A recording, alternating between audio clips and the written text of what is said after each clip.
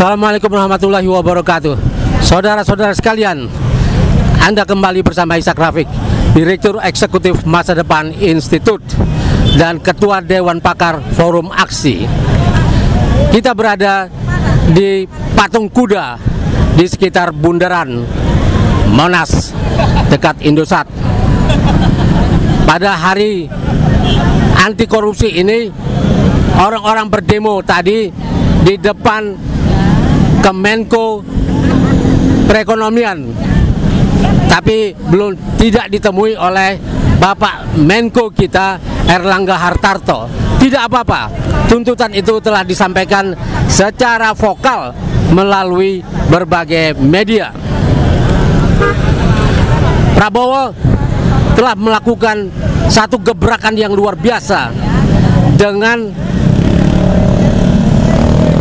mengganti petinggi-petinggi TNI sebanyak 300 orang, memutasinya ke berbagai posisi yang lain. Gebrakan pertama ini di hari sebelum ke yang ke-100 dari Prabowo itu satu hal yang sangat menjanjikan, karena TNI selama ini adalah para pelindung rakyat. TNI adalah tentara rakyat dulunya, dan mereka adalah penjaga persatuan bangsa. Nah, Prabowo sebagai presiden adalah pemimpin, adalah panglima tertinggi angkatan bersenjata, panglima tertinggi TNI. Setelah ini kita menunggu gebrakan di kepolisian.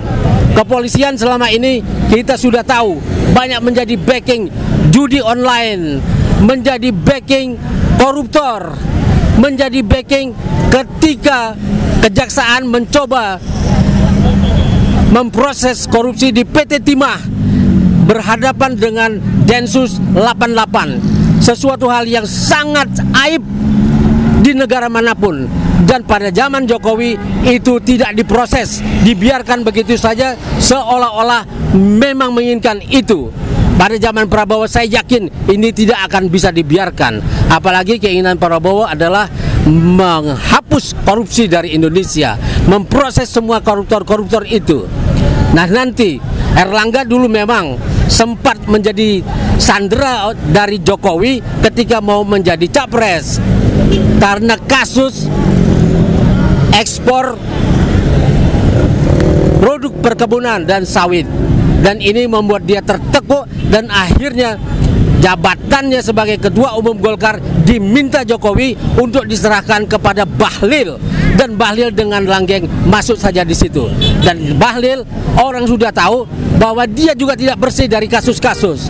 Orang menganggap ada sesuatu yang aneh dalam urusan perizinan tambang-tambang itu. Dan kalau ada gratifikasi di sini, Prabowo pasti tidak akan membiarkannya. Itu yang kedua setelah petinggi di TNI dimutasi. Nah, kemudian apalagi yang akan dilakukan Prabowo? Ada 4 hal yang harus dilakukan agar negara ini menjadi jaya kembali.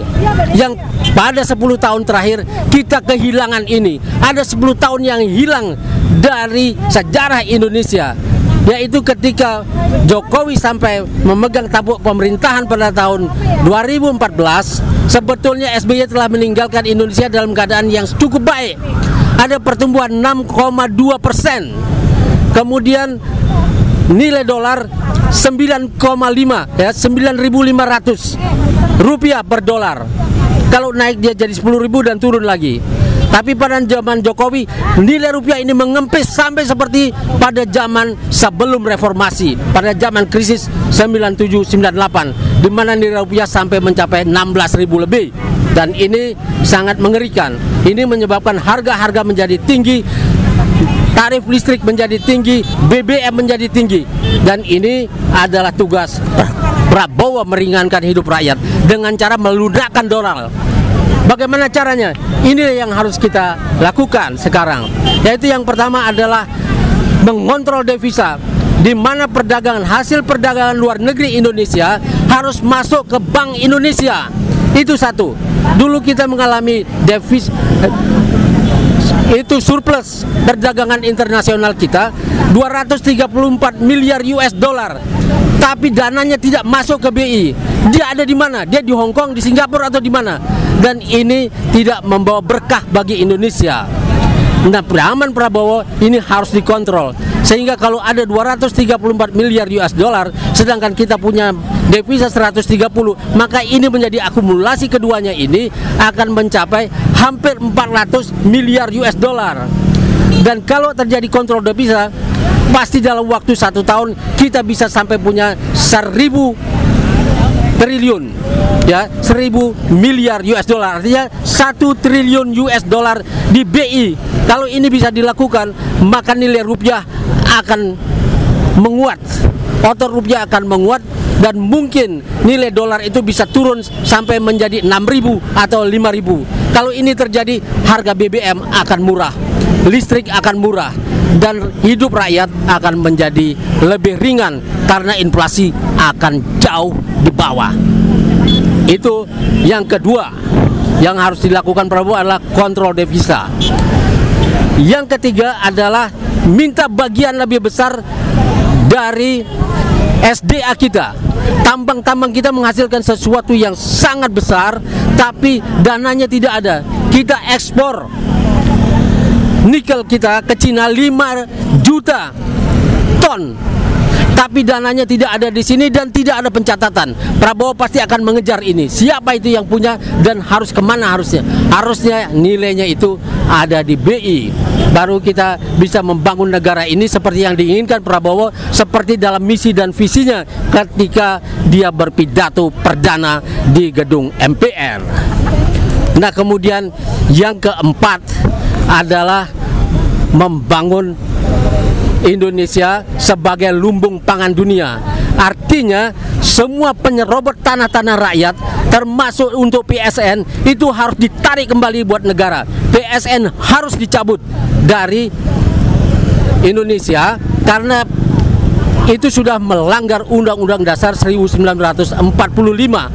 Dia masuk lewat Perpres, kemudian pada tahun 2020 dijadikan Undang-Undang Omnibus Law, dan ini memberi izin kepada pemerintah untuk merebut tanah-tanah rakyat buat diserahkan kepada investor. Ini tidak boleh diteruskan, dan Prabowo saya yakin akan melakukan satu tindakan manajemen, tindakan kenegaraan yang keras di sini dengan mencabut PSN. Itu saudara-saudara sekalian. Wassalamualaikum warahmatullahi wabarakatuh.